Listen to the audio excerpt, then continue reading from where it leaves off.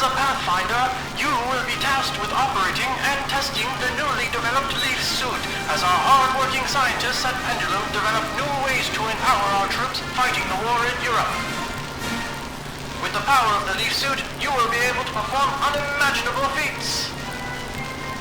Leaping high into the air. Sprinting as quickly as a cheetah. Even manipulating life and death itself are part of the many stunts accomplished by the Leaf suit. In addition to these marvelous wonders, an audio reel recorder built directly into the suit allows a Pathfinder to conveniently listen to important intelligence, hands-free during training exercises. And don't forget to keep an ear out for new upgrades available for your suit, as our scientists continue looking for new ways to improve the fearsome might of the Leaf suit. Good luck and safe journey as you test the limits of this amazing new technology.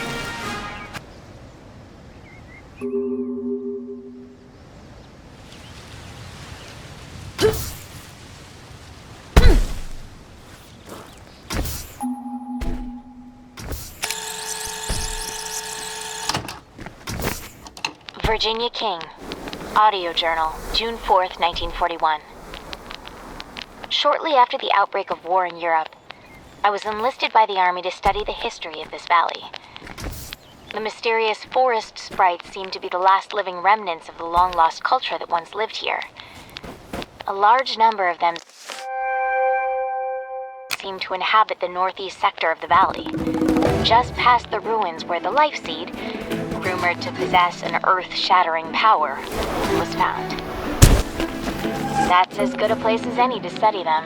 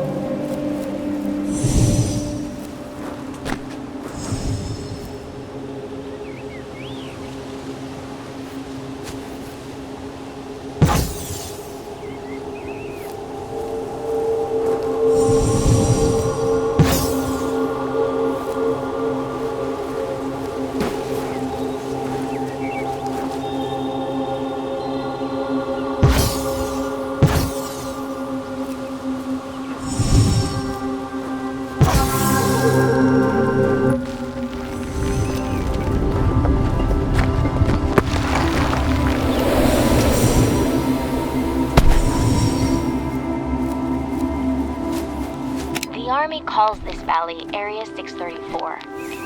But I've ascribed a new word for it. Susurrus.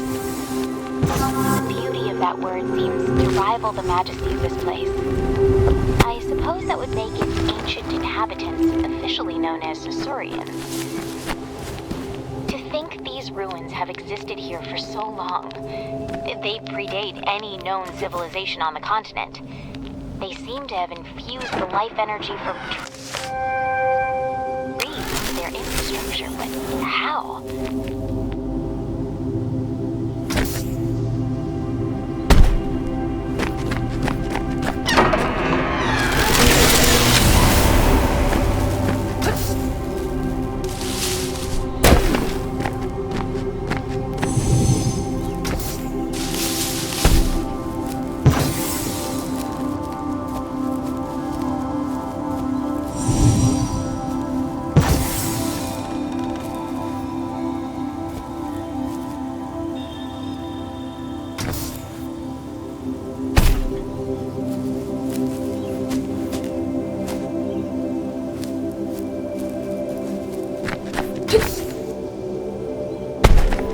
Luckily for me, the military is helping to explore all these ruins through the soldiers piloting leaf suits. They call these soldiers pathfinders, so they can trek through terrain normally inaccessible to someone like me.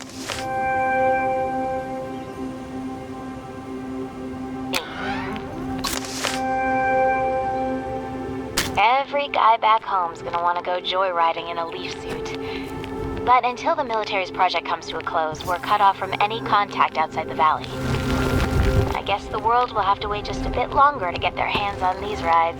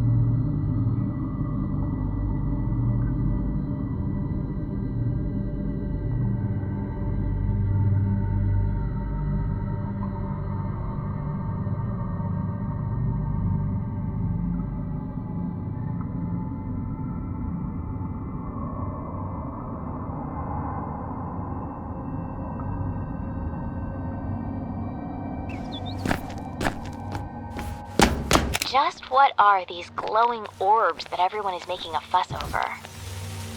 They're absolutely beautiful. They seem to grow randomly throughout the valley. I know nothing about them other than that they are indigenous to this valley and that the army is using their energy for their war project. That's about as much as they'll tell me. It's such a shame. I wish they would just let them be. But I suppose it's the whole reason we're here to begin with.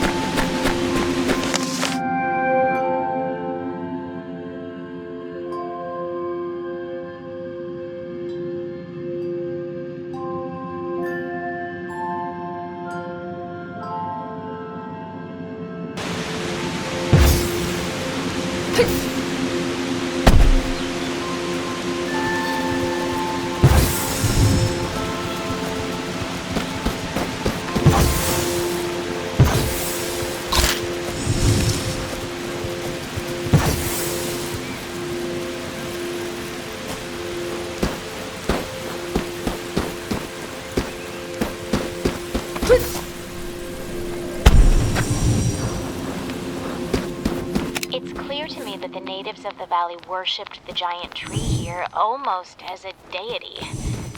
Great lengths were taken to construct obelisks around it, which the ancients used to help grow it.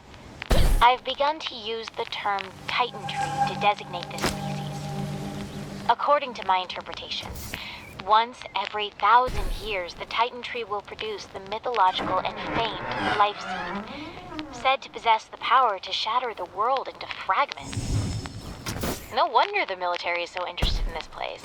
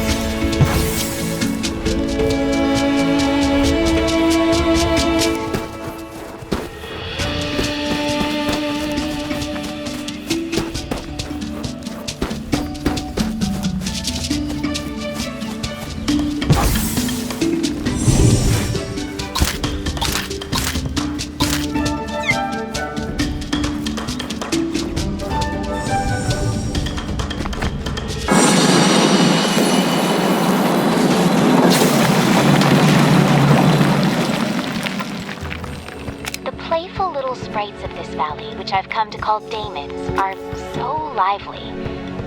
I've done my best to study their behaviors, but without a zoologist on site, I'm mostly coming up dry. They're completely harmless, so the army tends to ignore them as they go about their research. I wonder if the world would clamor to have these daemons as pets. I'm sure my mother could use one. Better than all those feral cats in her backyard anyways.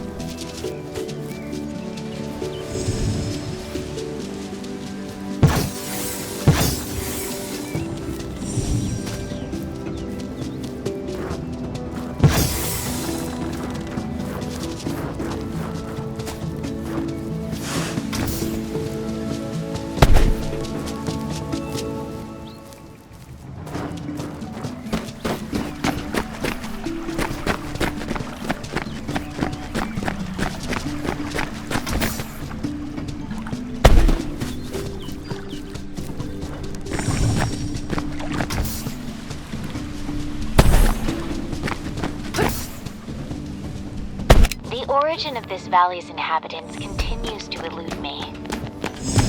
They seem to have coexisted with the mysterious forest stripes. I find loose hints of Mesoamerican civilizations such as the Olmec, with their renowned colossal headstone sculptures dating back to 900 BC. Strangely, though, the Olmec civilization was much younger and located no less than 5,000 kilometers away from here.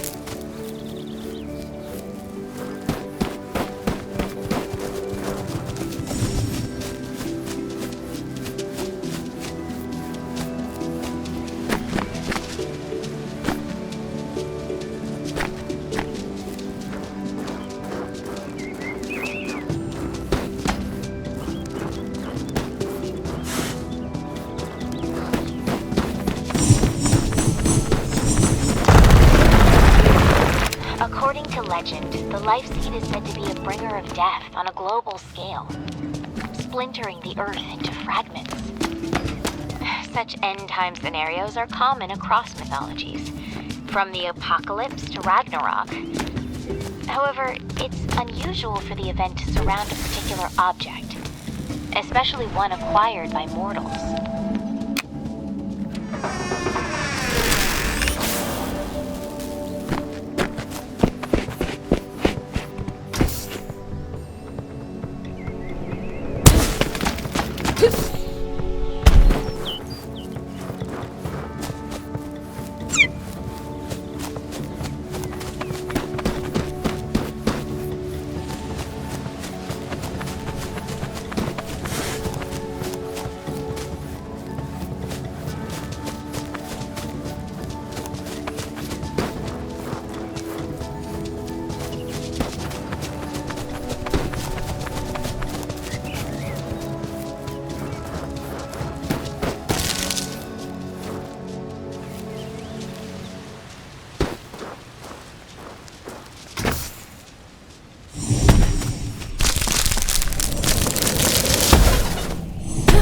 Did this civilization take hold so far north? The land here isn't arable, yet the population that lived here was clearly sedentary in nature. This leads me to believe this place was used as a sacred ground. Are these monuments to the mythical cannibal giants of native lore? The Saiteka?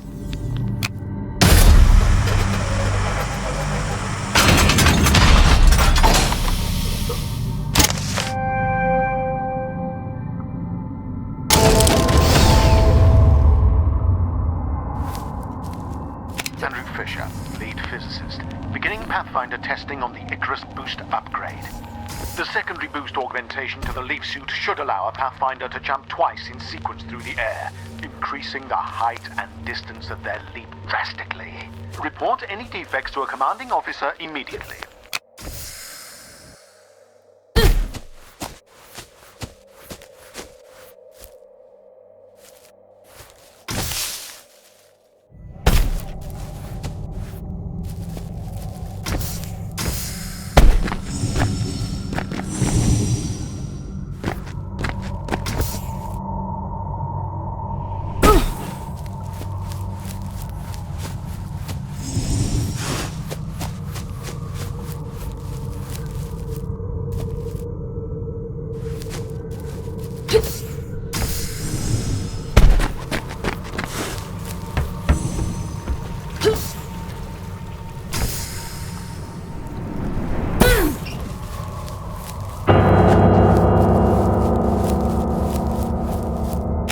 how rarely a life seed is produced. I was so excited when I discovered there was one found in the valley. Apparently the military was just as excited as they immediately confiscated it to study at the Soma facility on the mountaintop. They won't let me anywhere near it.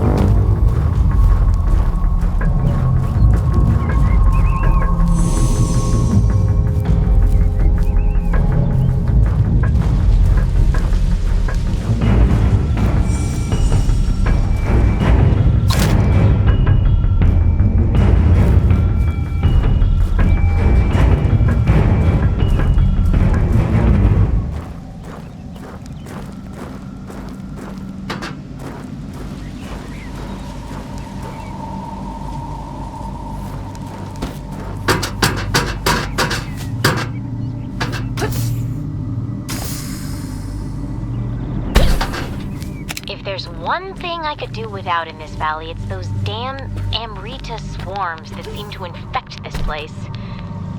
They aren't so bad when they're calm, but when they're starved of Amrita energy, they become incredibly aggressive, sending waves of drones toward intruders in suicidal attacks. They seem to be becoming angrier the longer we're here.